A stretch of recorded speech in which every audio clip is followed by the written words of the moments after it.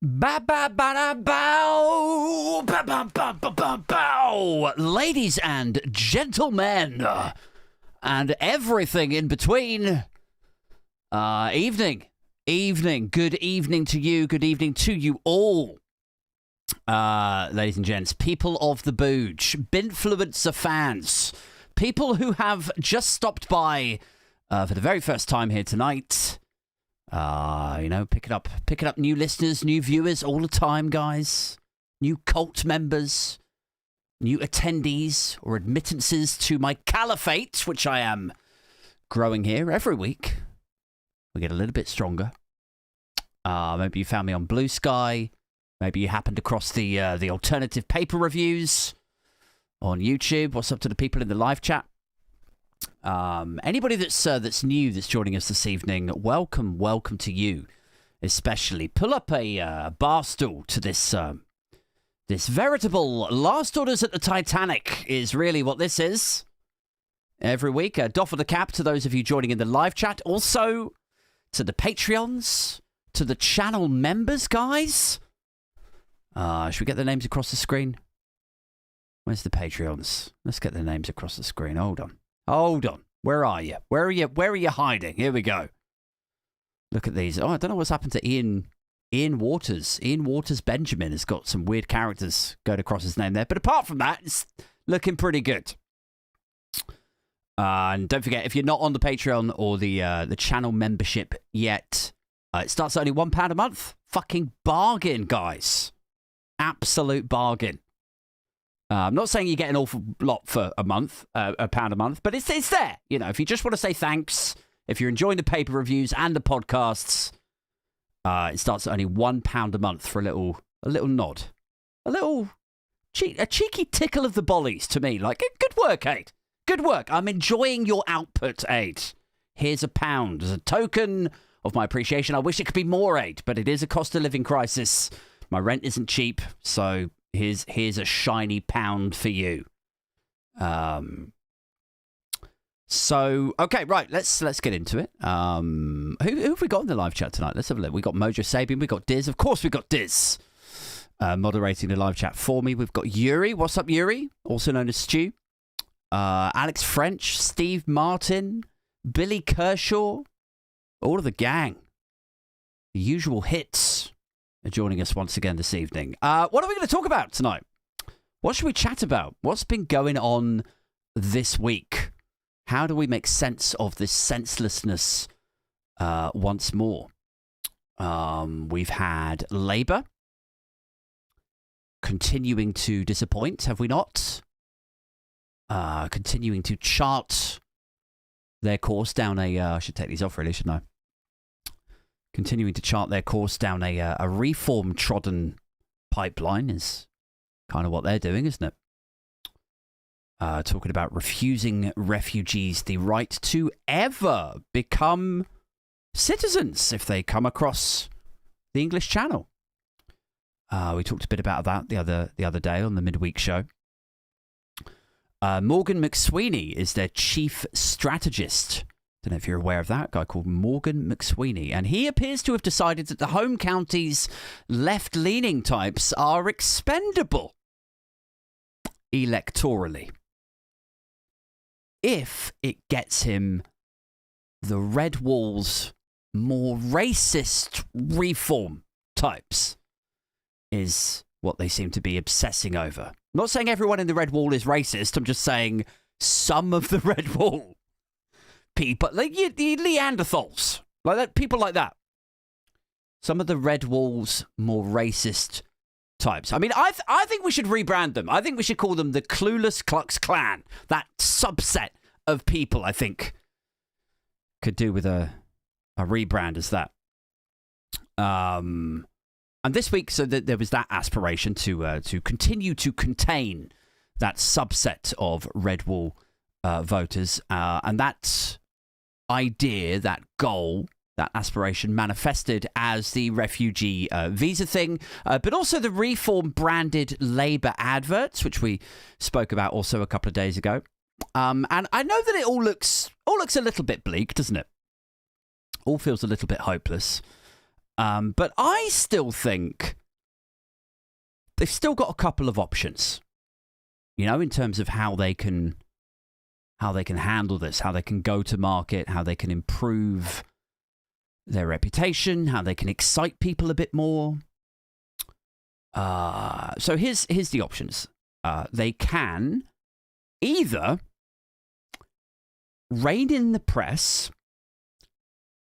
they can leveson to them, tame them, rein them in, wrap a collar around them, stop the messaging being contorted and put out and reframed as disinformation, right?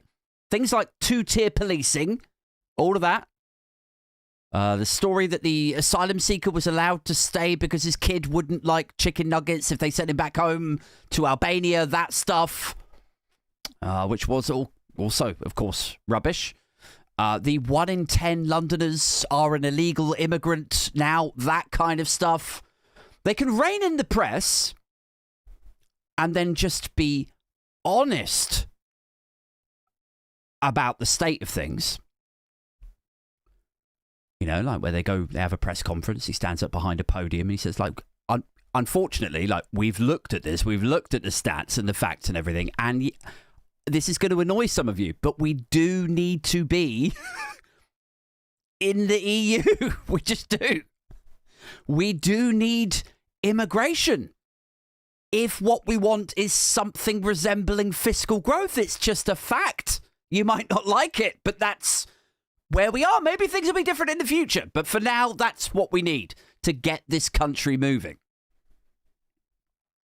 So they can do that. They can rein in the press and they can have an honest conversation without fear that it will be contorted and messaged in a disingenuous, attacking, unhelpful way. Or the other option, they've got two options. They can rein in the press, blah, blah, blah. Or they can pathetically continue to try to play keeping up with the Faragians. Those are the two options. Those are the choices that they have open to them at the moment. And currently, Morgan McSweeney, Labour's chief of strategy, has opted for the latter. He's decided to go that reform route, hasn't he? Which is the wrong decision. And the polling, when it comes out later tonight, or, possibly carry over into Monday, it's going to show that. It's going to show that that is the wrong route. It's not winning them any more voters. They continue to hemorrhage them now off the back of these latest policies. So that is what I'm saying. That's what I'm predicting will happen next. They have a choice, or choices open to them, and currently they are choosing the wrong one.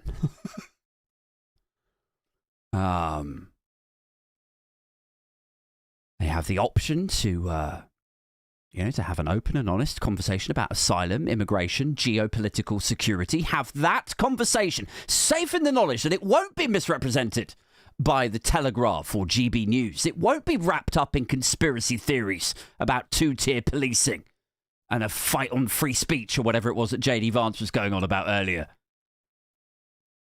Or they don't rein in the press, and you just let them maul you, regardless of whether or not you do some sort of stars in their eyes portrayal of Nigel Farage and Richard Tice, who, by the way, I don't know if any of you caught his appearance on LBC yesterday. Anybody in the live chat catch Richard Tice of Reform's appearance on LBC? I think I've got a couple of clips here. Check this out. Let me see if I can find one of them for you quickly. Here we go. There is so much waste. We need to have a UK version of Doge. We need to slash wasteful spending. And I mean, straight off the bat, like, we need to have a UK version of Doge. Right. Okay. Yeah. Of course we do. All these Tories, they love a small state, don't they? They love slashing and cutting and burning anything to do with public money. Anyway, sorry. Let's continue. There is so much waste. We need to have a UK version of Doge. We need to slash wasteful spending. And we need to make the civil service realise that the elected government are elected to carry out a manifesto, and they can't act as blocks in the way because they don't think it's their policy that they would like. They aren't the elected representatives. That's how our democratic government works. But you're not going to say which of those quangos or commissions you want to get rid of? No, I'm not. I've made it very clear. Would you get rid of government departments? Potentially. Have you thought about which ones? Yes. Am I going to tell you live on air? No. Why? Because you're all going to bleat and whine and say it's not possible, it can't be done. At the moment, I know exactly how this works, and we're not going to fall into that silly trap. But this is populism red in tooth and claw. This is. You do realise that populism is when it's quite popular. Well, it can be. No, it is. That's literally what it means. It means you're popular, you're getting votes. Yes. That's a good thing. But because the media class want to smear it and sort of say, oh, it's not a bad at all. They thing. want some ballast to it. You come with all the ideas. You've diagnosed the problem. You've been quite successful at it, according to the polls. You've diagnosed the problem. The solution is we're not going to tell you. We're not going to tell you because what the polls are telling us is people trust us because we've got a track record of making things happen in the world of business. And I tell you what, I actually think that we've got to stop spending more than we're earning as a nation. I actually think we should run the country like you run a business. You've got to make more money than you spend. So, what did you guys think of that? In the chat there, what is he saying here? In that clip, he's whining because Brexit was voted for, and we got the Tories to deliver it, and it has been a disaster. Nobody thinks, literally no one thinks that Brexit has gone well. We all know this. It is the one unifying thing that everybody can agree on for different reasons. But in his mind, it's a disaster because the civil service chose not to deliver it. Like, that's what he appears to be thinking. Not, you understand, because it was all, the whole project, the whole idea was a Hans Christian Andersen fantasy of pots of gold and wizards and teddy bears. Not that at all.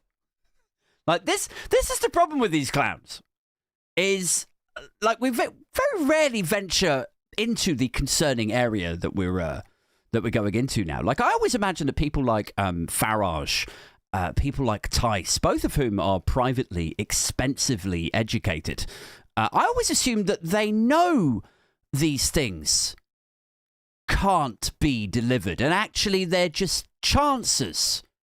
You know, they're con men, snake oil salesmen. But we shouldn't discount the possibility, and certainly not after clips like that, we shouldn't discount the possibility that they do genuinely think Brexit could be amazing. You know, if the civil service would just get out the way. Like, they are actually that brain dead. Like, this whole time. We thought they were just con men. We thought they were sort of like in on it, like this was all a big scam. But we can't rule out the possibility that when you watch clips like that, it appears like Richard Tice is blaming the civil service, the likes of which he appears to want to cut and slash and, you know, all of that through a UK Doge program, because he thinks they get in the way of him delivering his fantasy. Like, he could actually be that brain dead. Like, you don't need an IQ. This is the wild thing. I don't think many people understand this. You don't need an IQ above 140 to absorb a posh accent. You don't. It's not a requirement. You could have your frontal lobe shattered at age 7 and still go on to pick up a Harrow accent, no problem. A Harrow Etonian tongue. And 65 million people would still listen to you and take you seriously and assume that you knew what you were talking about and vote for you. And the second thing is you know, he's like, oh, you know, we need a UK version of Doge, right? And he's not the only one to be saying that this week. The twat from Brewdog, who we viciously mauled the other week, he was also saying it. He's setting up his own UK Doge watch or something. I can't remember. I saw it pop up on my feed yesterday. And it's wild because, like, Elon Musk tears into these departments over in the States, and he has no actual, like, he's not elected by anybody, right? He tears into these departments that he has no actual oversight of. And he sends people home and he cancels their contracts and he tells everyone that it's justified because, you know, they've been sending condoms to Hamas. But then it actually turns out that they didn't. They weren't sending condoms to Hamas. It was more misinformation. But still he's going to cancel the department anyway because go fuck yourself, right? Like, this is your template? This is the blueprint over here that you want to mimic in Britain, is it? Okay. Good stuff. Mimic that success story.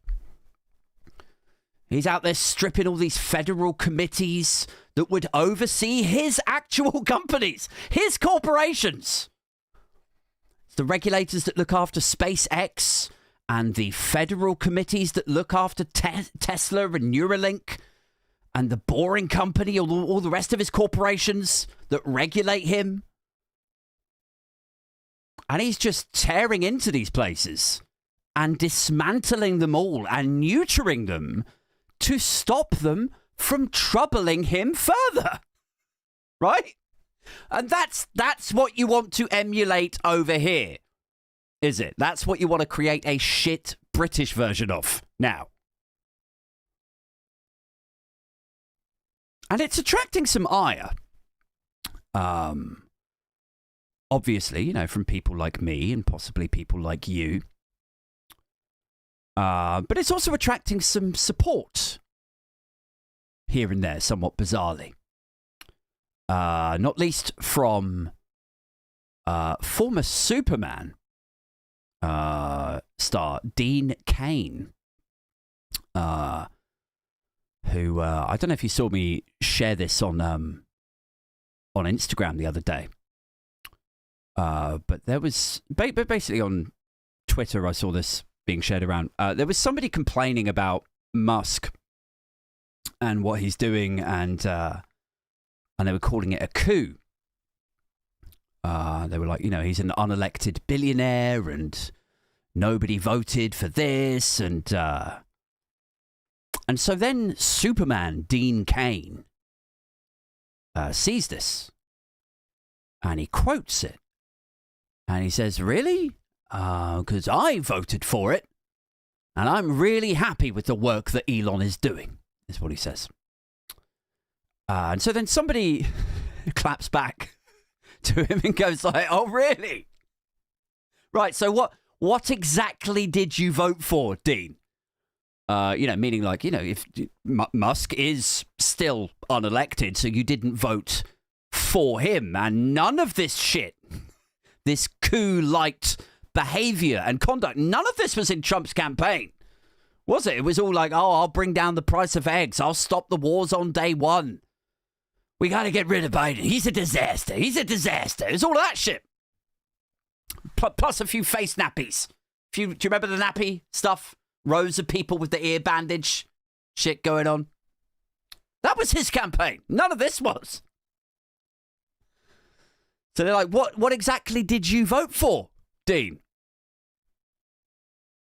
And Superman, Dean Cain, replies back. He says, I voted for less waste, an end to diversity and inclusion hires. I voted for people to be hired based on merit, not their skin color. Ooh. And I was like, hang on a minute. Hang on a minute. Where is Dean Cain from? Again? Where does Superman Dean Cain come from?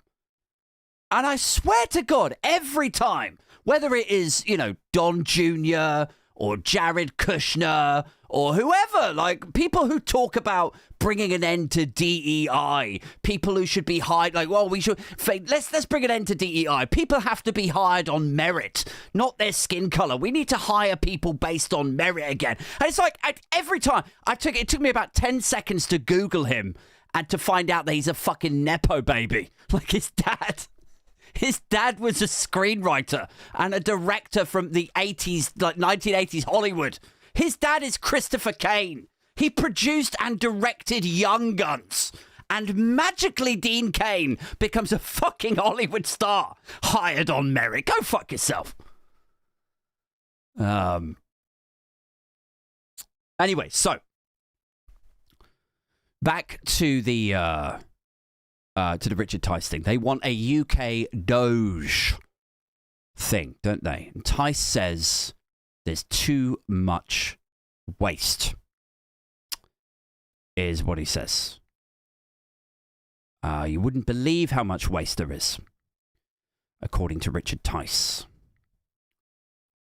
But to everybody else, you know, like we're all like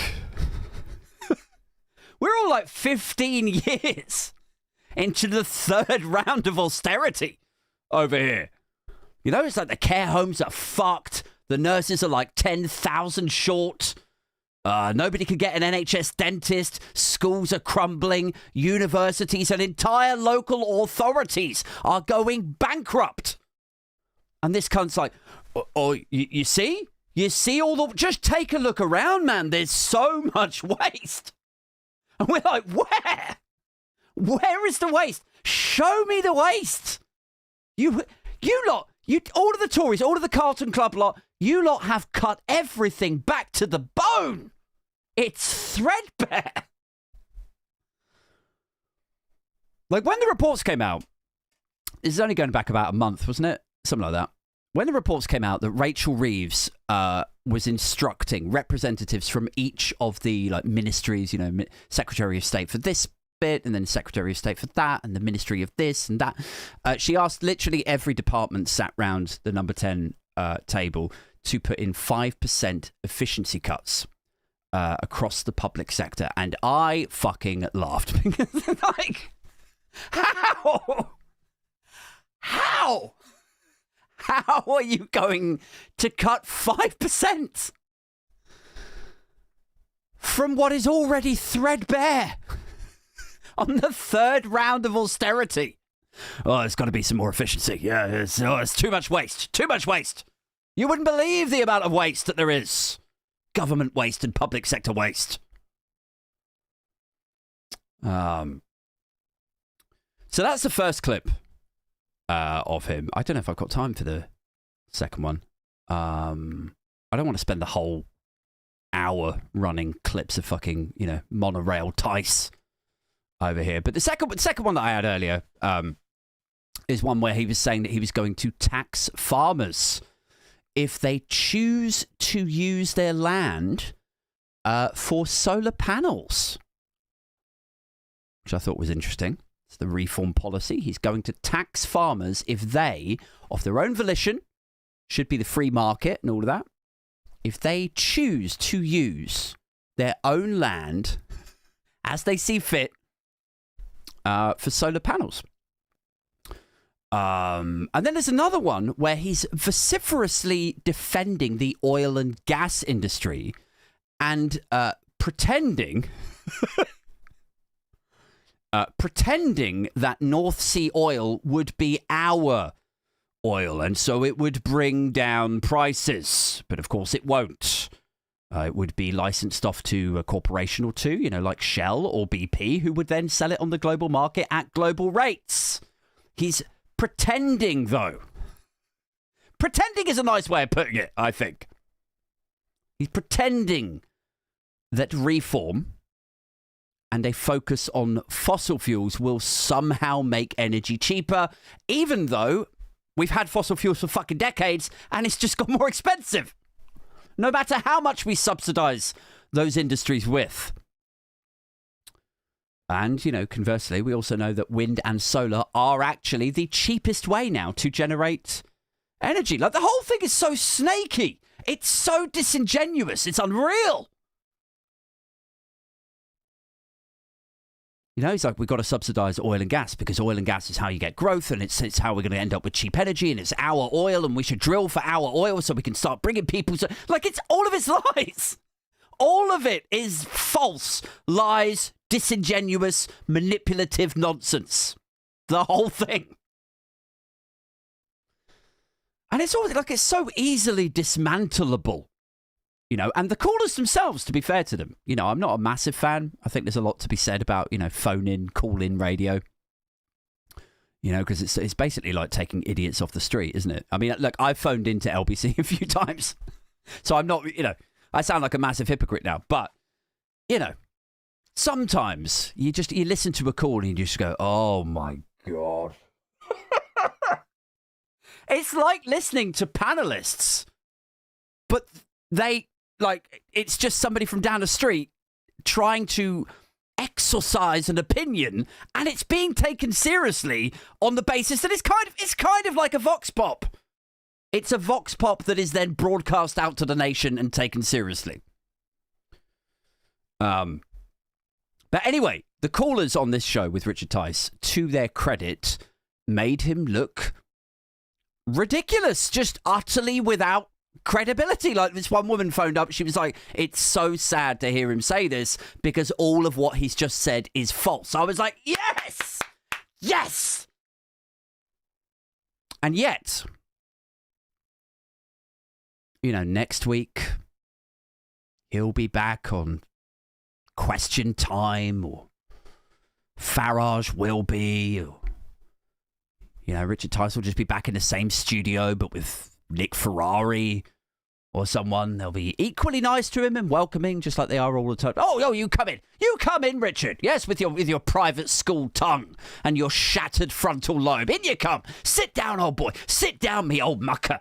Tell us again how you're going to bring everyone's bills down. How we need our own Doge. How we've got to cut back on waste, haven't we, Richard? Yeah, you sing it. You sing it for us. Do you just feed us that ideological nonsense that you do so well, Dickie? Tell us how we got to cut back these public services, because we wouldn't believe how much waste there is still there in these threadbare, essential public services that you ideologically hate. Sing it again for us. But yeah, what else has been going on this week? What else has been going on in the last few days? It's Valentine's Day, of course. Valentine's evening. I've just noticed I got a super chat from Yuri. What's up, Yuri? Will UK Doge be called Doge shit? Probably is the answer to that. I thought, like, when the guy from Brewdog said that he was going to set up his own, like, Doge watch thing, or like UK Doge, whatever. I was like, you know, Doge is like it means dog, right? It's from the altcoin crypto sector, the Dogecoin. It's supposed to be like a laugh and like a joke currency. Doge. And this matey used to be the CEO of Brewdog. So I was like, why wouldn't you tie those words together into some sort of, you know, brew doge, or like, it's just crying out for a bit of wordplay.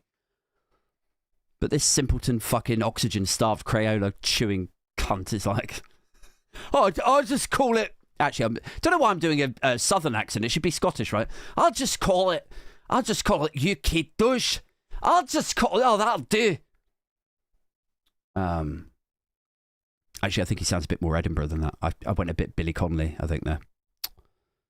So it's Valentine's Day night.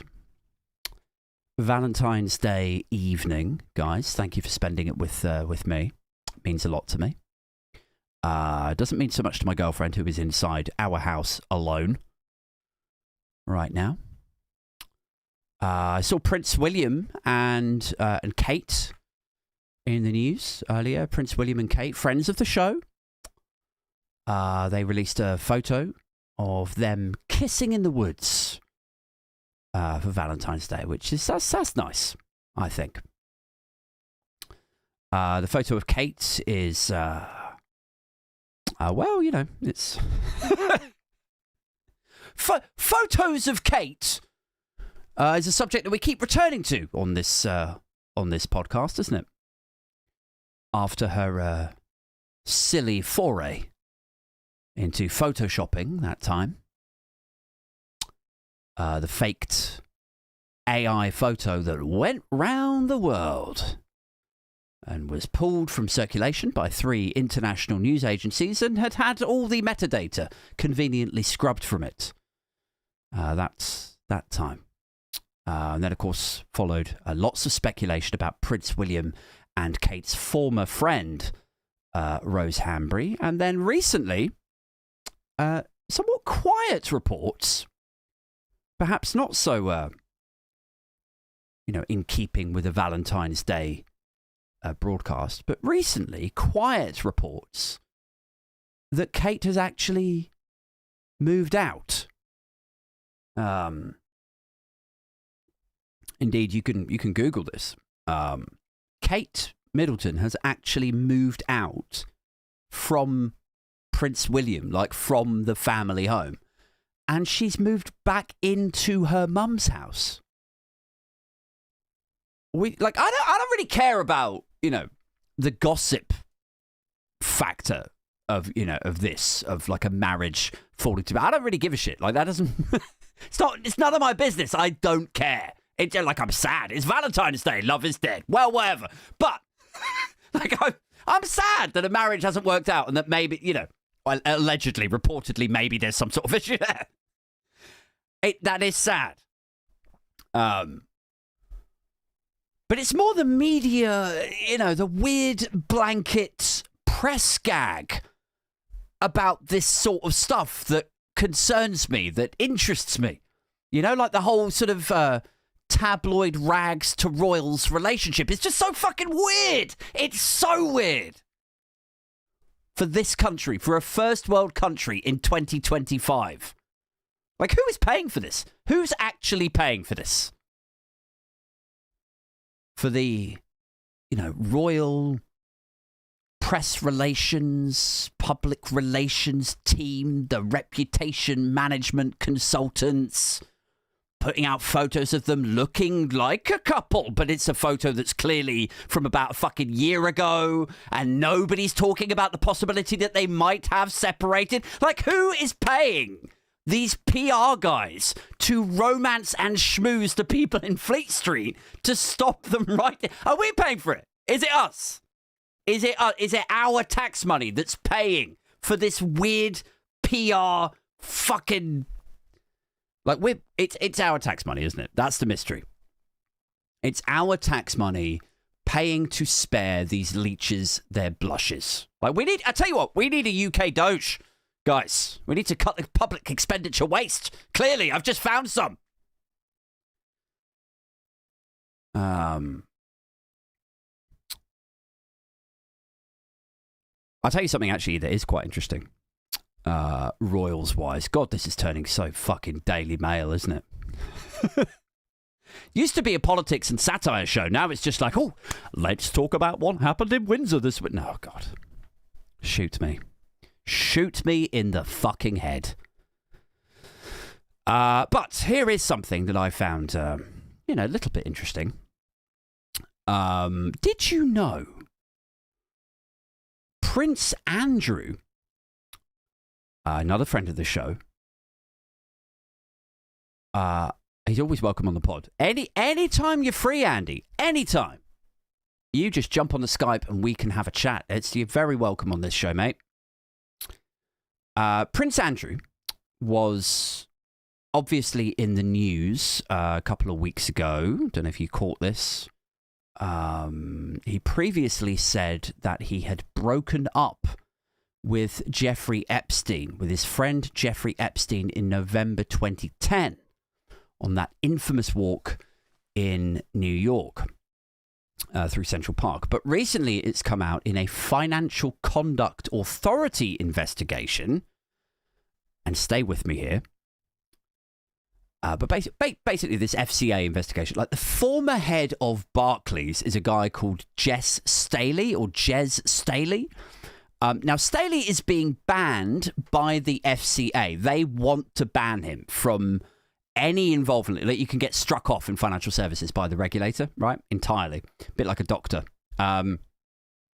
They want to ban him for misleading regulators about his own ties to Jeffrey Epstein. And he is currently in the process of appealing that ban. And part of that appeals process is obviously like gathering and processing evidence from each party, from both sides. Lots of emails, lots of documents, lots of spreadsheets. You get the idea. Now, one of those pieces of evidence is reportedly an email chain from Andrew to Epstein 2 months after he had claimed to have ended that friendship. And in the email, he says to Jeffrey Epstein, keep in close touch. We'll play some more soon. That's what he says to his friend, the convicted paedophile, Jeffrey Epstein. Keep in close touch. We'll play some more soon. So, there's that. Which you could say blows a gaping hole in his narrative that he just flew to New York that time to tell him that they can't be friends, doesn't it? It completely blows out of the water. Then you have his close assistant, matey. I don't know if you saw that one recently. He had a close assistant who helped him with, all manner of areas of his lives for about 10 years.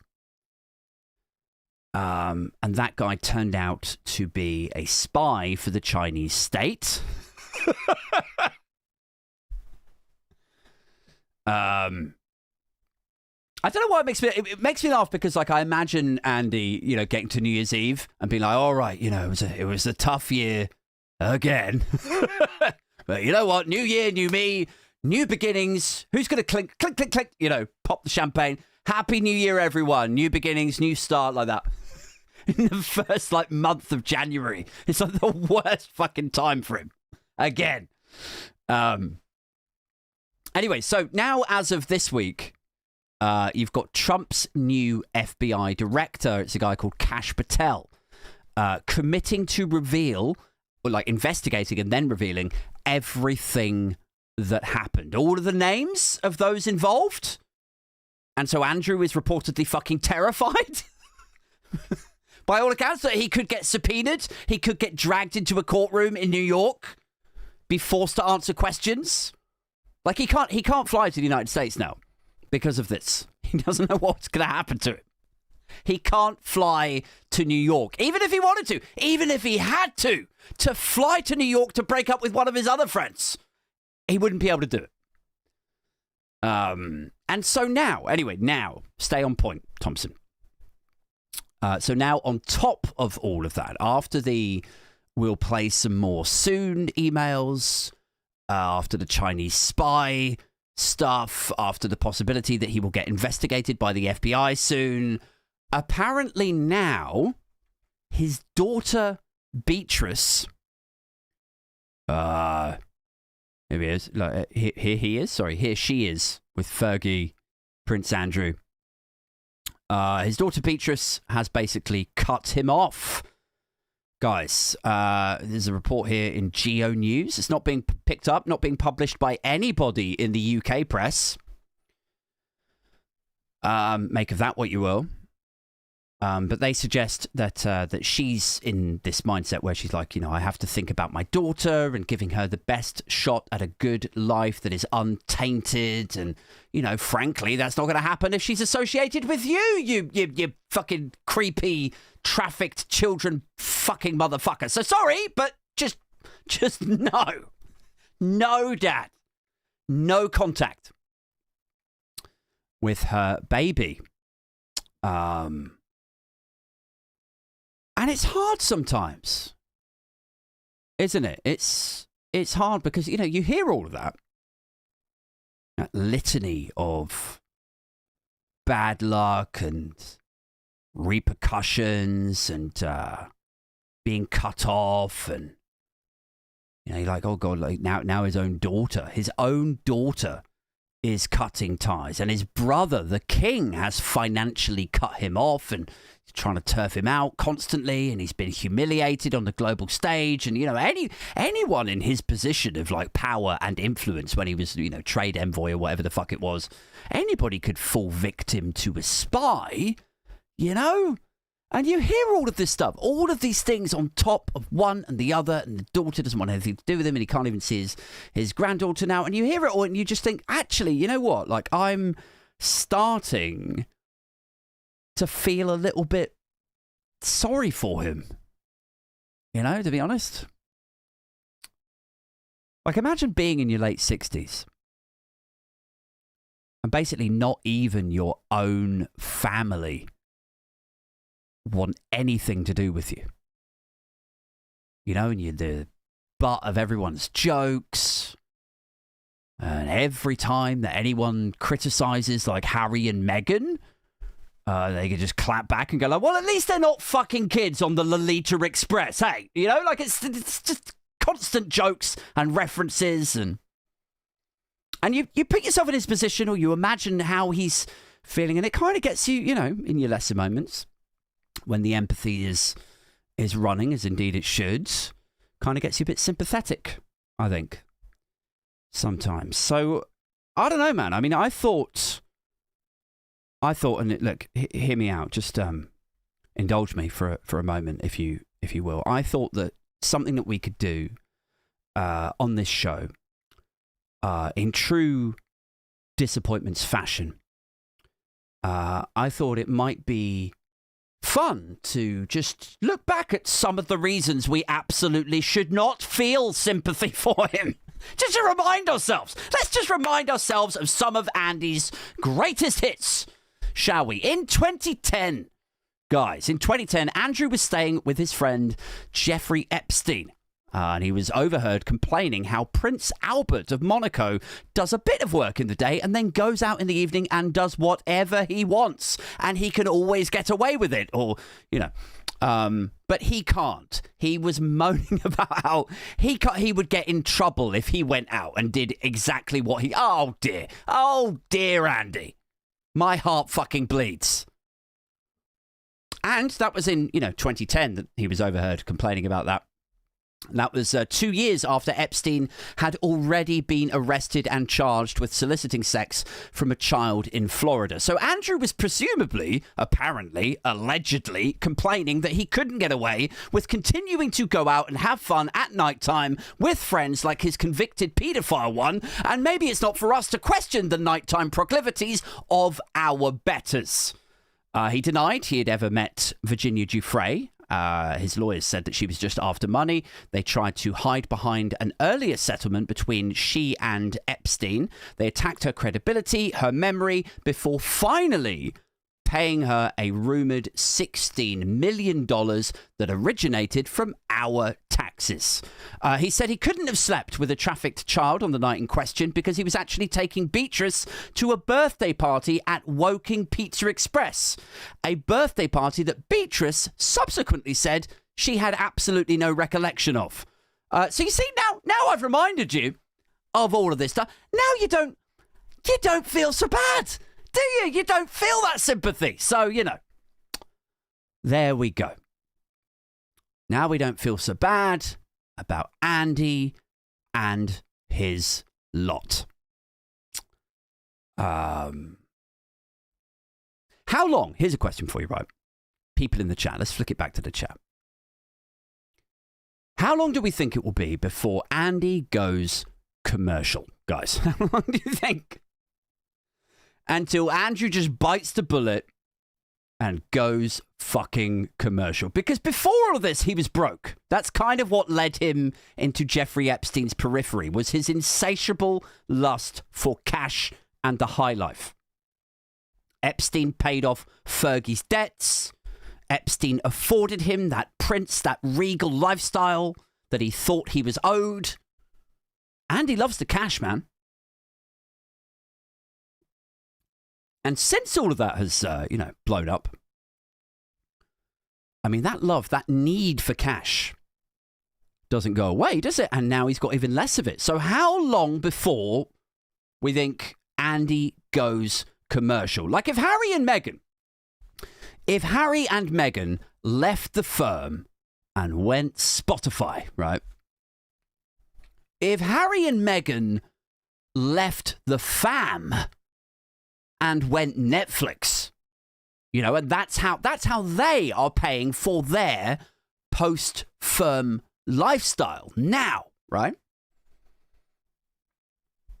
I mean, Andrew's basically left the royals too, hasn't he? Albeit under radically different circumstances. But how long do we think until we get the Andrew documentary on Netflix? Because I would watch that. I'd watch that over Meghan's any fucking day. Well, with love, Meghan. Watch her cook and laugh and hug people. Fuck that. Give me Andy telling me who else was on Pedophile Island with him and Bill Clinton. I would watch that. I would watch. You would too. Don't fucking lie about it. Like, somebody needs to reassure him. Somebody needs to reassure Andy that there's no such thing as cancel culture anymore. I mean, like, Andrew, look at who just became president again. There's no such thing as cancel culture. There is a way back for you, Andy. You know, you got a posh accent, so people will fucking listen to you. If they listen to Richard Tice, they'll listen to you. You got a checkered history with women. Fucking MAGA go nuts for that. Matt Gaetz almost became the Attorney General. Donald Trump has his own history. I'll tell you what we need to do, right? We need to get Russell Brand and Prince Andrew on Rumble together. That's what needs to happen. A little podcast together. Prince Brandrew. Also, I don't know what else it could be called. Like the rest is rapists. Or, you know, so like an Alistair Campbell and Rory Stewart kind of thing. But instead of a left v right, it's a posh and a working class guy thrashing it out once a week. But somehow, between the two of them, despite their very different backgrounds and upbringings, somehow they both find a way to agree on things because they've got such common ground. They've got a little bit of common ground there that they both share. You think I'm joking? Do you think I'm joking? You don't think that would work? No? Okay. I think people would fucking watch it. I think they would. There is a whole marketing demographic out there of people who would love to tune into that shit and hear him rabbit on unashamedly about his antics. Like, that is what people hate about it the most, I think. Is they hate the things that he's accused of having done are disgusting and it should land him in prison. But I actually think pop culture wise, societally, the reason that he's in trouble, the reason that people don't like him, and they do give a pass to people like Donald Trump or Russell Brand or whoever, the reason why they don't like Andy is just the dishonesty about it. That's all it comes down to. It's like if he was just open and honest about the shit that he got up to as a very wealthy guy, as an elite tier, globe-trotting super nonce, people, honestly, they wouldn't care that much. They would not care. Like, somebody needs to pitch this, man. Somebody needs to pitch. You and Russell Brand we need to pitch this to Prince Andrew. We need to bring new meaning to the phrase "pitch at the palace." Right? We'll bring back his pitch at palace. Pitch at the palace was the thing that he was running, right? For the entrepreneurs. It's like a Dragon's Den thing. We'll bring back pitch at the palace. But it'll just be bringing ideas to him as to how they can salvage his ability to make a fucking living for himself. You have like social media agency people pitching up to pitch at the palace with a whiteboard and their coffees, telling him like how, you gotta be authentic, Andrew. You gotta be authenticity is what people want from a podcast, from their influences. You just gotta be authentic, Andrew. You know, you flew in private planes. You fucked traffic kids. Talk about it. Everybody knows that's what you did. So just be that. Don't hide behind the veil. Be that thing that you are and talk about that shit.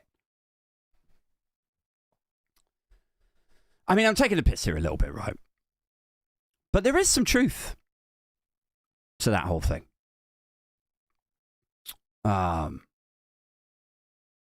I mean, even if you look at me, like as a podcaster, as somebody who appears on other people's podcasts, as the sort of content that I put out. I mean, what am I? I'm a fucking dirtbag who took all the drugs back in the day, right?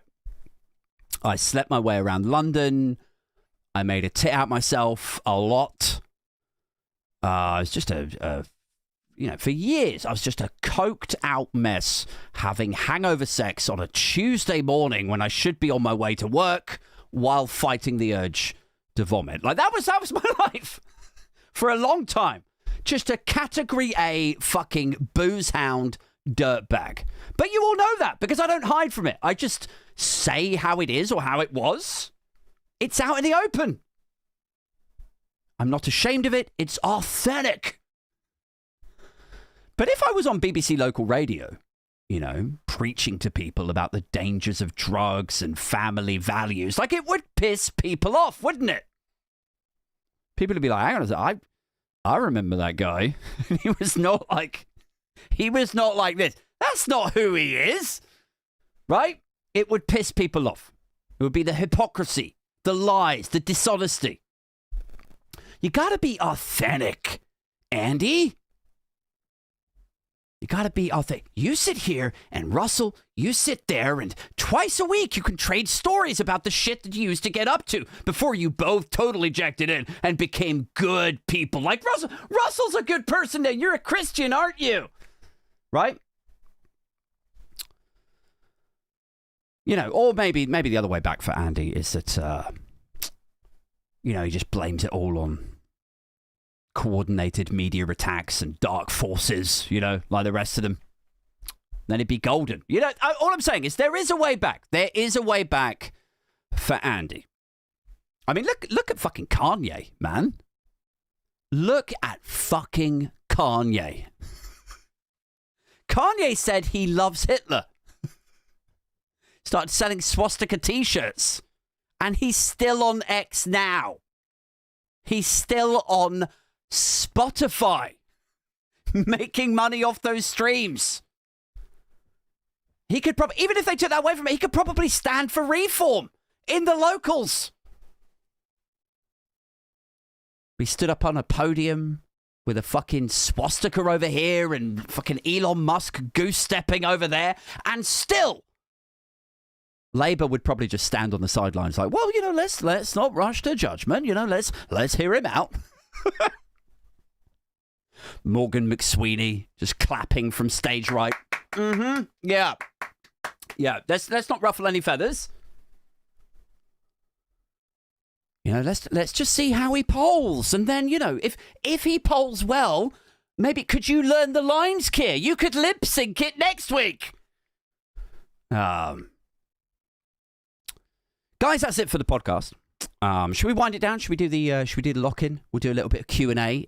If you're listening to this on Spotify and Apple Podcasts, then do consider jumping on YouTube Friday nights at 7:30 every week. We get into the live chat. I was about to say we tone it down. Don't really tone it down. We wind it down at about this time, and we do the lock-in. And then I bounce back and forth off some of your questions. So yeah, if there are any questions that you would like answered even, throw them in the live chat now. But if you're not sticking around for that, I shall bid you farewell. I hope you enjoy the rest of your Valentine's Day evening. And I will be back on Monday with another alternative paper review. That's it for now. Peace. Right, let's wind this shit down, shall we? Here we go. Ba, ba, ba, ba, ba. Where's the lock-in thing? Here we go. 3, 2, 1, and oh shit! Here we go. I'm gonna take this thing off now. Oh, Wayne's in the house. Hey Wayne, how you doing, man?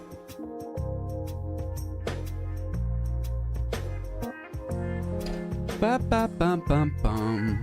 Oh, I didn't even plug it in. I should have plugged my phone in to charge this whole time. I've left it unplugged. Wow.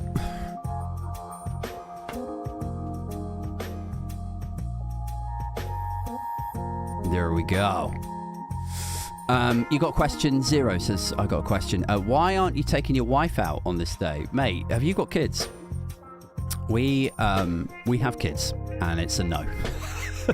We went out last week for her birthday. Went out for like a really nice meal out in Ascot.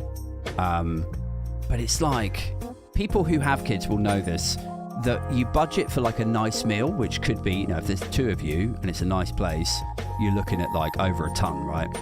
So it's like 120, 150 maybe. Then a bit more maybe if you have a bottle of wine, which we did not.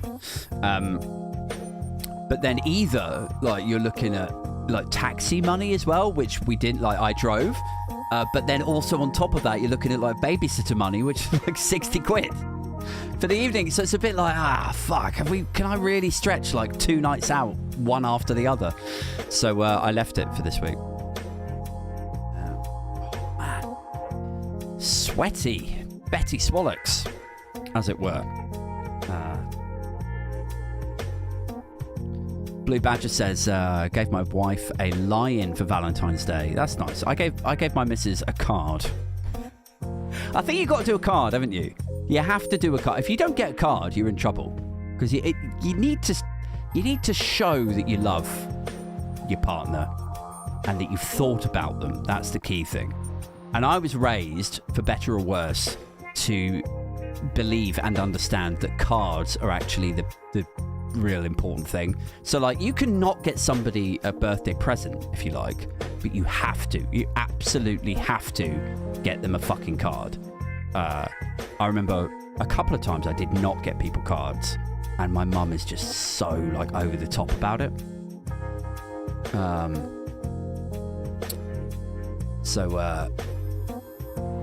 And now, obviously, I'm a grown man. I can't take any of that shit seriously. Like, I get cards for my kids and my missus, and if I remember, I'll get one for my brother and my mum, because I know that it's such a big thing. But then it's just like anyone else, I'm a bit like, oh, come on, man. Like, aren't we a bit old for this nonsense?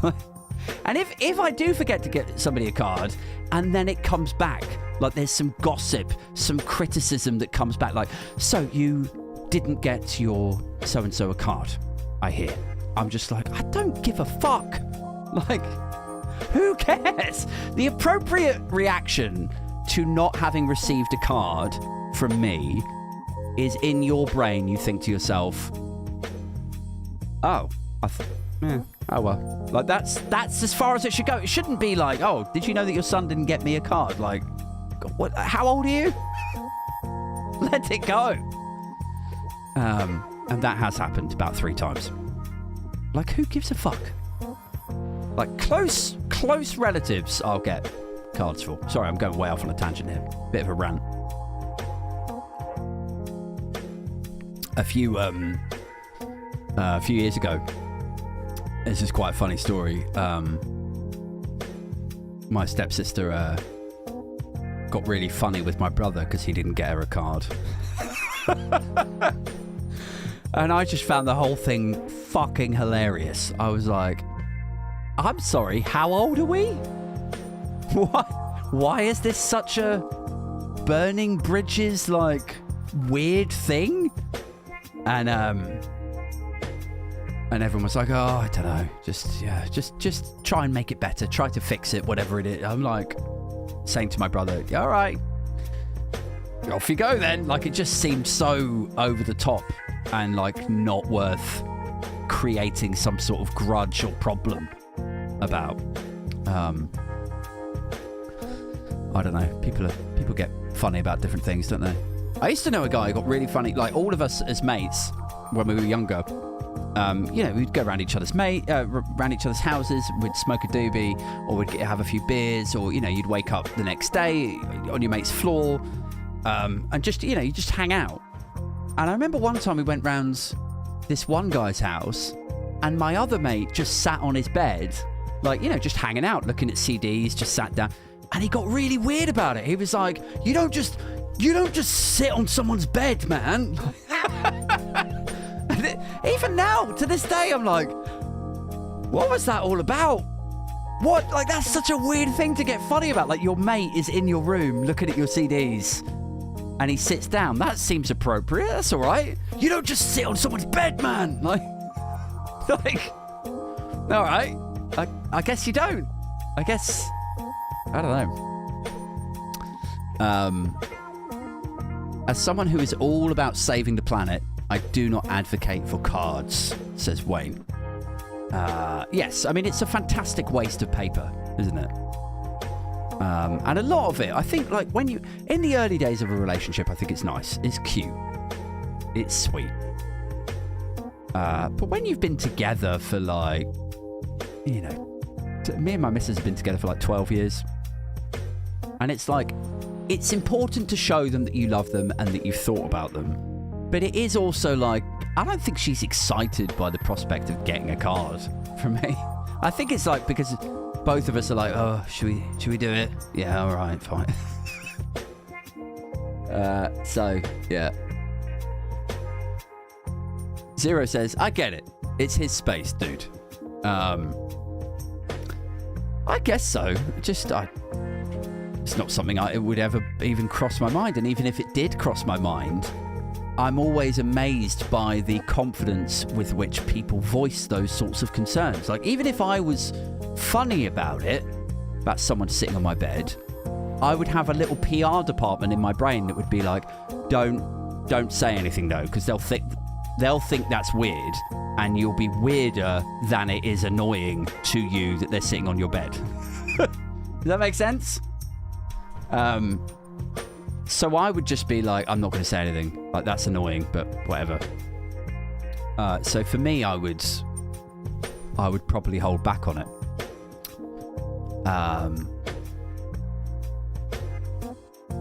Gareth says, I think I've only been in a relationship on 2 Valentine's days ever. When me and my missus first got together, we went on a Valentine's Day date in a place in Shoreditch, and I thought it was like a nice bar come restaurant. And we go in there and we sit down, and it was nice. It was all right. You know, it wasn't like fine dining or anything, but it was okay. And we sit down and we start with a couple of cocktails. And I swear to God, these fucking burlesque dancers, like basically naked women, start coming out of like the side doors and like dancing all around. And like, my missus just looks at me like, why have you taken me here? This is really weird. It's like you've taken me to a strip bar. And I was like, I honestly had no fucking idea what is going on here. This is a bit weird, but let's just go with it.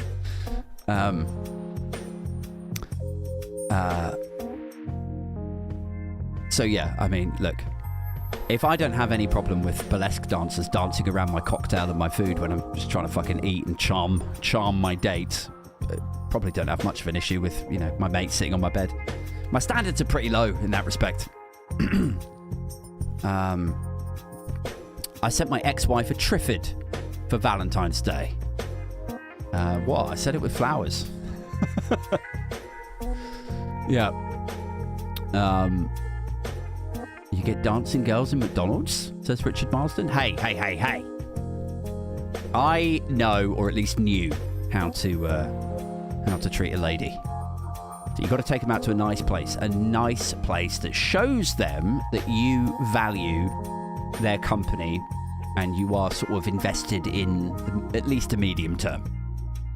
If you just take them to like Nando's, not that there's much wrong with Nando's, I quite like Nando's, and like when you're a teenager and you go out with your girlfriend, something like that's okay, isn't it? But I think when how old was I? 30 when we got together. I feel like when you're a 30-year-old man, you should be kind of making a bit of an effort. And you shouldn't really go out on dates unless you're actually interested in the person, which I think a lot of people haven't really learned yet. I think for a lot of people, especially around that time, especially around that age, they were still just like, you know, going out on dates for the sake of it. And just seeing if anything happened, see if it turned into anything. But you kind of know, I think, like early on, when it's not right. But people just go along with it, like, well, I guess she'll do or he'll do for a little bit. It's better than being alone.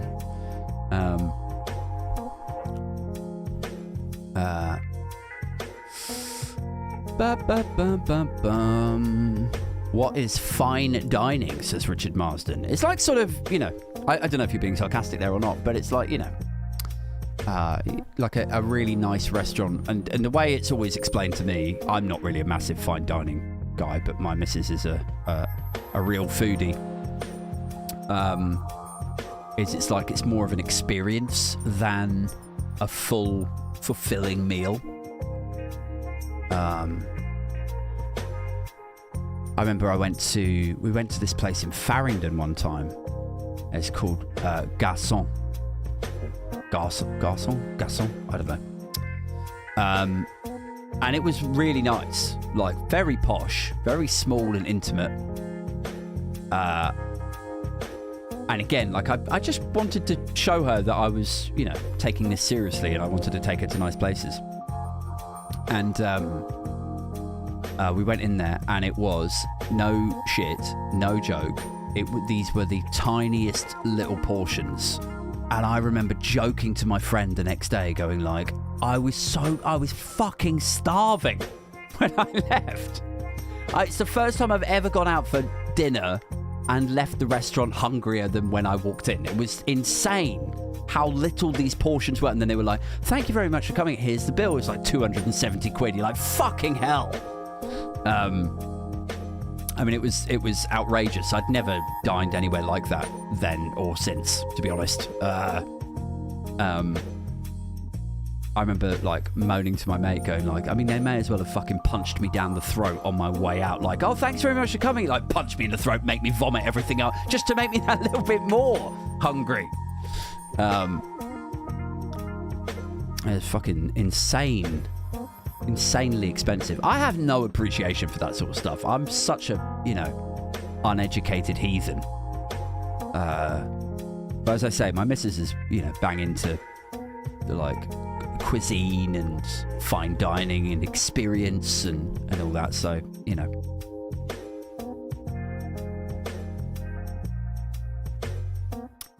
Do I leave a tip? Yes. Always leave a tip. I'm not a massive tipper though. I do it out of politeness and appreciation for the staff, because I've done like hospitality work and it's not, well, some people love it, but I didn't particularly love it. It is hard work. You're on your feet all day or all night. It's usually minimum wage. So I think if it's, you know, if they've been good enough to serve you, and if the service is good, like if it's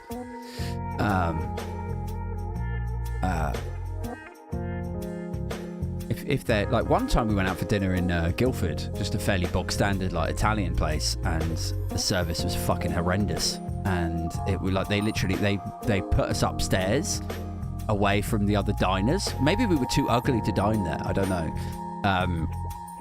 Or maybe they were just fully booked downstairs, but I don't remember it being fully booked downstairs. Anyway, they put us upstairs, and it was our first date night out after my son, and it was awful. We were looking forward to it, and it did not live up to expectation. It was like they put us upstairs by ourselves. There was no music. It was just silence. And they came upstairs. They gave me, if it's on the menu, I ordered like lamb cutlets, and these lamb cutlets were fucking charred. They were just burnt to like inedible. Like I was trying to sort of like nibble bits off it. They were shit. They were so fucking bad. And the service, like the waitress was terrible as well, and a bit weird, really weird, like really overly intense eyeball contact. And I said to my missus, like midway through the meal, I was just like, I can't keep a fucking straight face at this waitress's eyebrows. Like she just keeps like, every time she looks at me, like she sort of like wiggles her eyebrows a little bit. It's really fucking weird. And then when she came over and I had said that, and my missus had like a couple of glasses of wine, both of us were just sat there like laughing at how shit this date night was. So I didn't leave a tip that night. I was just like, oh fuck it, let's go to the pub.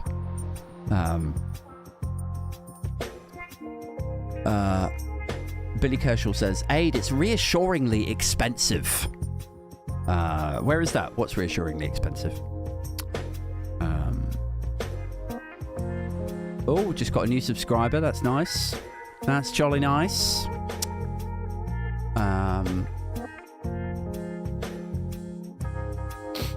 Been feeling a little bit crestfallen with the old content this week. Because I had a good couple of weeks where like the paper reviews were like exploding, and then just like the last week it's fallen through the floor, and I don't know what it is that's like killed the views. But they were getting like 3,000 views a day for a couple of weeks, and then it's gone back down to like 1,500 or like 1.8. So I don't know if I've been put on some sort of blacklist or something.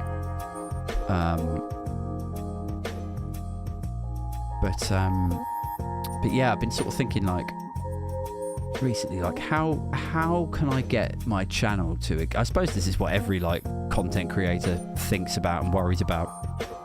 It's like, how can you fast track the growth of a channel when you personally feel that there is some urgency to it? Like I would like this to be my full-time thing, as I'm sure a lot of people would. But it's like I feel quite confident, possibly misplaced confidence. I don't know. Perhaps I'm overpricing how much people have any interest in the things I say.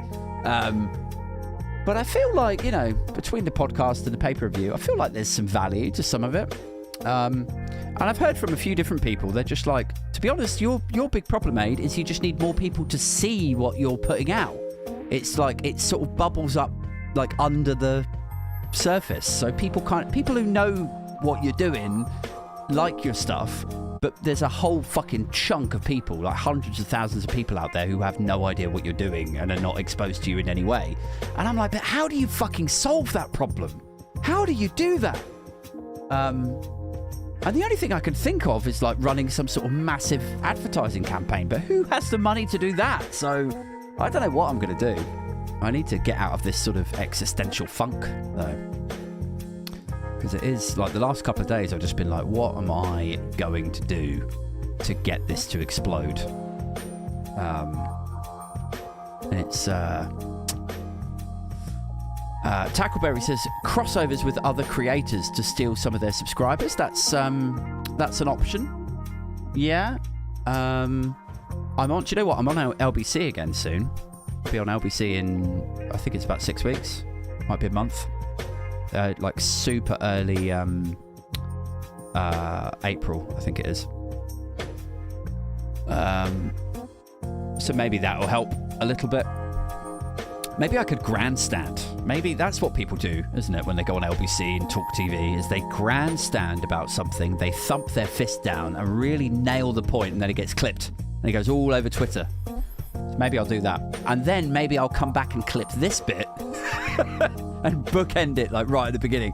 Just like, you know, clearly planning my grandstanding. Richard says, get mentioned on the trawl. I've been mentioned on the trawl loads. Because they used to do, I don't know if they still do this, it's been a while since I've listened to the trawl. But not through any sort of, you know, I don't deliberately ignore it. It's more that I have, I have the news agents, I have Tim Dillon, I have Carol Cadwallader's one with Peter Jukes, and then I have something else. And the only day I actually have to listen to most of these is on Wednesday when I go to London. So I think if I added another one in there, I probably would never get to listen to it. But yeah, I've been on the trawl a few times as the thing that they used to do at the end of it. The pudding? Was it called the pudding? Or the dessert? They've put me in there before. But it's like you think it's a weird sort of mental trick. It like leads you into a false sense of confidence when you get featured on stuff like that, because you think, oh my god, well the trawl is like massive, like loads of people listening to the trawl. But I swear to God, even if even if I was on the fucking news agents at the end of their episode, the first thing you have to factor in is that actually very few people listen to an entire episode of a podcast. So props to you guys for not just listening to the podcast, like for pitching up here on a Friday night, but you're also here for the lock-in too. So, much appreciated. But very few people do listen to an entire, like from start to finish. So, like most people start listening to it, then they get distracted by their kids, or the dishwasher needs doing, or whatever, or they arrive at work and then later on they've got something else that comes into the feed. So, to be featured at the end of something is not necessarily the gold rush that you would expect it to be. And then you have to factor in there's loads of stuff that sort of plays on your mind, where it's like the demographics that I appear to appeal to when I look at the analytics on YouTube is pretty male oriented. It's about 70 or 80% male, mostly over 40, mostly actually over 50. So then it's like a sort of cross demographic. It's like, what percentage of the trolls following are men? And then what percentage of those men are over the age of 50? And then what percentage of those 50-year-old upwards men find me funny rather than frenzied and erratic and, a bit full of myself, or, whatever. Or, for a lot of people, this is something that a lot of people don't really want to hear or accept. But for a lot of people, it's like, it can come down to just like how you look. Like I could give the same script of things that I say to a significantly better looking man, and even though it's men that tend to listen, they would rather listen to a good looking man say the stuff. So that comes into it too. So it's like, how do you get over that bell curve? How do you convince 100,000 people to bother listening to you? It's like, it really is like an uphill battle. Sorry, this probably all sounds really self-pitying. It's not really. I've got a day job. My day job is good. But I would like this to blow up a little bit more. So we'll see. See how LBC goes. See how my grandstanding moment goes.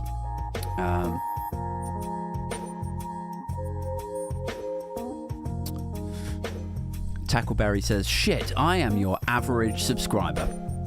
That's all right. It's funny, isn't it? Because it's like, to my mind, I would have thought the sort of stuff that I do would appeal to, I would say, 30. I understand why it tends to be male, because I'm quite sweary and ranty and it used to be quite beery as well. Some of the humour is quite coarse. So I get why it's more male. I would have thought 30 and upwards would have been more in line, because it's quite sort of, skatey and bright colours, and I don't know, it's not like a, serious, question time or Robespierre style channel, is it? It's quite fun and funky and piss-takey, and so I would have thought 30 and upwards maybe, but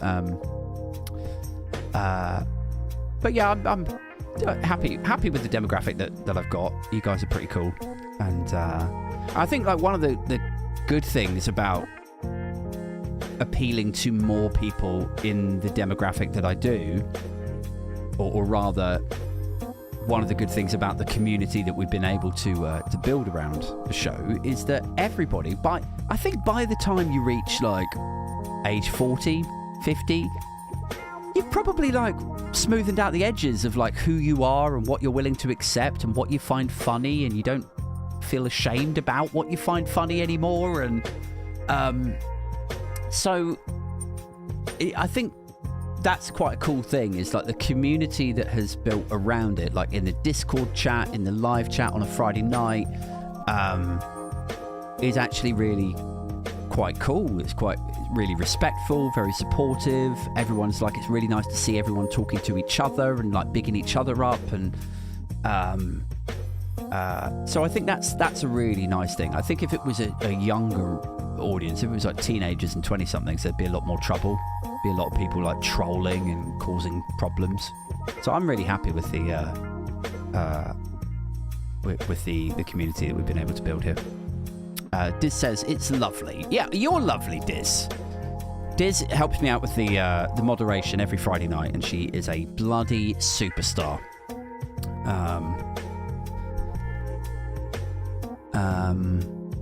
Mojo says, right, okay then, Judith Chalmers tan and perfect teeth. Big ass jewellery and modded golf. That'll appeal to the kids. Tackleberry says, where do I find the Discord server link? Oh, that's a good question. Right, so I can do that now. I haven't posted it for a while on the community stuff. What I will do is I will create an invite now, and I'll post it to members on. Sorry, my brain's going dead. I'll post it to members on YouTube, because all of the Patreons get an email immediately, automatically. But YouTube members, I have to manually add you. So just hold on a second. Hold on. Create an invite. Copy that. Can I do it like this? Oh, I think I have to do it in YouTube Studio. Let's do that, shall we?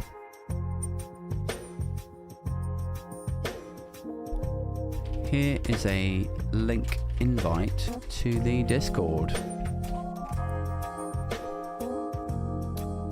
And then I have to change the visibility to... Oh, I've got to check what tier it is. Gets access to it. Sorry, hold on. Forget what tier it is. Patreon members. Benefits.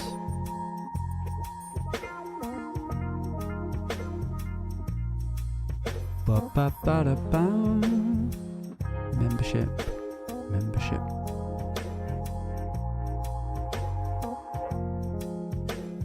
It's the Certified Aid Thompsoner, £5 a month one.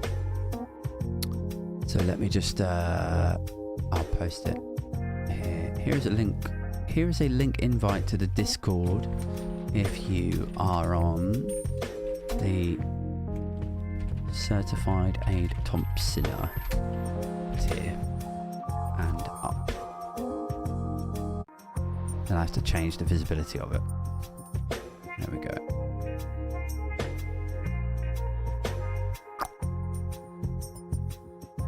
Okay, I've posted that, so that should be visible to people on like the £5 tier and upwards now. This is going to be really awkward now if you're not on the £5 tier.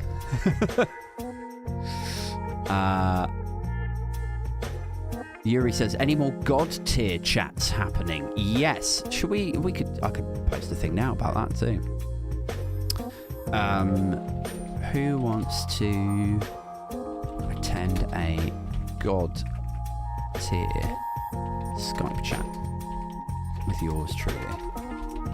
Comment below if so. And then I've got to post that to God tier. There we go. And then I'll post one on Patreon as well. On Page. Oh, I just remembered that there's a story I was going to talk about, but I ran out of time tonight. There's a woman in... It was going to be like the weird news story. There's a woman in fucking the middle of bumblefuck nowhere in America who she was cleaning for an old lady, and the old lady was a landlady who had like hundreds of thousands of dollars in cash in her house, and this cleaner lady just starts like lifting the cash out, just starts stealing it. She stole $20,000 off this old lady and replaced it with like fake movie money. she bothered to order fake prop like movie money off the internet and then put it in place of where the money was that she stole. I thought it was really funny, but I ran out of time. Right, here we go. Skype one-to-one chats for £10 tier people. If you want to get involved, I can't type. Why can I not type? In a Skype chat with yours truly. Comment below. Yeah, text post. Why don't I just post? Hold on. See what's happening. Oh yes, I can. There we go. There we go. Tackleberry says, I'm only a first aider, so that was worth it. Yeah, I felt a bit weird there. I was like, oh fuck, if you're not on the right tier. But yeah, if you are in a position to join that tier at some point, obviously I will shoot you the link to it. Yuri says, can't believe I'm going to be 53 on Monday. I've survived again. Oh, congratulations, man. Happy birthday. Happy birthday for Monday. What are you doing, Yuri? Yuri, are you going out? Have you got like dinner? Can you have you got like a babysitter or someone that you can get to look after the kids? At least get to the pub for a couple. Is Aid doing the show or his tax returns? I've done my tax return and it was not fun. It was not fun. Zero says riveting stuff. Yeah, I felt like a bit of a twat as I was typing all of that. I was like, what the fuck am I doing here? Zero, never understood why some channels block them. Comments are currently online. Don't know what that's about. I'm going to have to go in a second, though. Any other questions I can answer before I run inside and make sure that my son is going to bed? There's so much fucking news going on at the moment. I looked at Sky News earlier. I was like, is there something that we can talk about that isn't Trump? Because it just felt like, or it feels like, there's just so much fucking Trump nonsense. If it's not Elon Musk creating problems, is JD Vance doing that press conference that he did earlier. If it's not that, then it's like the Greenland, Canada stuff. If it's not that, then it's Putin and Ukraine. If it's not that, then it's like, there's just so much fucking shit going on. I was like, there's got to be something else that we can talk about. And I did find another story actually about these two nurses in Australia who were on like chat roulette or something. And this guy is like an Israeli influencer, and he goes on to chat roulette and he just starts talking to people and asking them if they like Jewish people. And he's a bit of a provocateur is what I am gleaning from it. Is he likes to go on these things and then he finds people from like, Palestine or wherever, and he asks them what they think of Jewish people, and then he posts how much they hate Jewish people. Is the impression that I was left with. Anyway, he found these two nurses in New South Wales working for a Sydney hospital who were bragging. They were saying that they have killed Jewish people that go into that hospital deliberately because, for ideological or religious reasons. And now those two people have been sacked, obviously, and they're under investigation. Like, what if they have actually killed Israelis or Jewish people for going into to that hospital? It basically makes them terrorists, doesn't it? It's like ideological, political fueled murder. But I couldn't think of like a funny or even half funny angle. Like it's so. This is one of the reasons I never used to talk about like Israel or Palestine or because it's just, there's nothing funny in it. It's so dark and depressing. And also I wasn't really that clued up on a lot of it. Diz says the US is fucked. Yep. Billy Kershaw says, got to go. Bye, you munchers. See you later, Billy. Take care, mate. Jesus H. Christ is in the chat. It was about Trolls Aid. I was saying, if you want more viewers, troll the far right. And the trolls will all come and watch, and they all comment. Yeah, do you know what? I used to find that with like Farage flavoured videos. But the last two Reform or like Farage videos that I've put up have not even really done particularly well. So yeah, I'm not really sure what to do at the moment. Maybe it'll pick up again this week. So yeah, right, okay, guys, I'm going to run. Thank you very much though for joining me and for sticking around tonight for the lock-in. Always a good time. And do you know what? It's always nice after I get off these things, because I'm like, I feel really G'd up again now. I feel like, it's nice. We've got a nice little community. Everybody's like nice and chatty. We've had, how many people have been tuned in tonight? Let's have a look. 230 is pretty good. Yeah, I don't know. I'm just very grateful. Thank you very much for tuning in, guys. I'm back on Monday with the alternative pay-per-view. I'll be back next week with another solo midweek show. And yeah, take care of yourselves. And we are out this motherfucker. See you later.